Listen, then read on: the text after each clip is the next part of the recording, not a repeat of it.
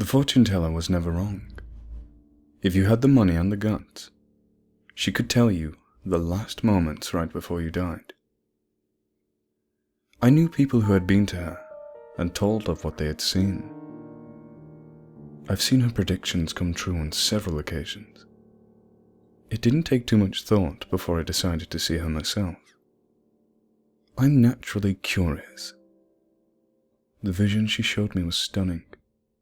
As I gazed into a crystal ball, the world faded, and I was walking down a back road near my house in the dark. The crickets chirped in the shadows. The crisp, cold air nipped at my nose. And then darkness. I didn't see how I died. The fortune teller said we didn't always see our deaths. Sometimes, just the moments before. The ball, she said, showed us only what we needed to see.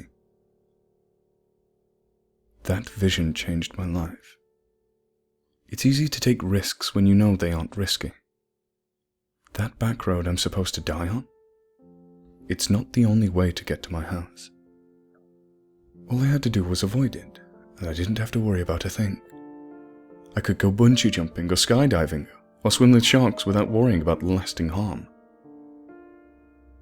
I was able-bodied in my vision, so I knew nothing bad could happen to me.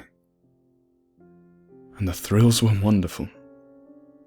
But of course, thrills quickly stop becoming thrills when you take away the danger.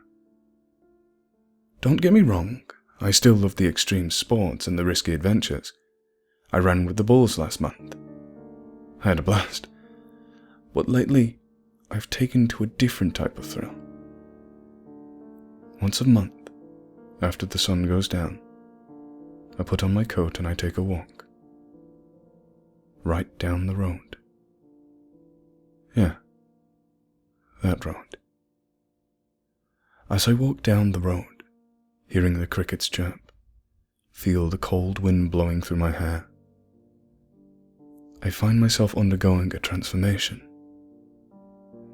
The solid, fearless foundation I have in the face of cliffs and sharks and charging balls starts to fracture and crumble with every step I take. As I approach the spot where the fortune teller's vision goes black, I feel my chest tighten. The hairs on the back of my neck stand on end.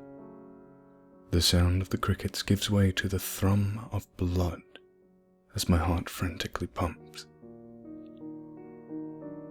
I shudder and then close my eyes, waiting, wondering if this is the moment I'm going to die.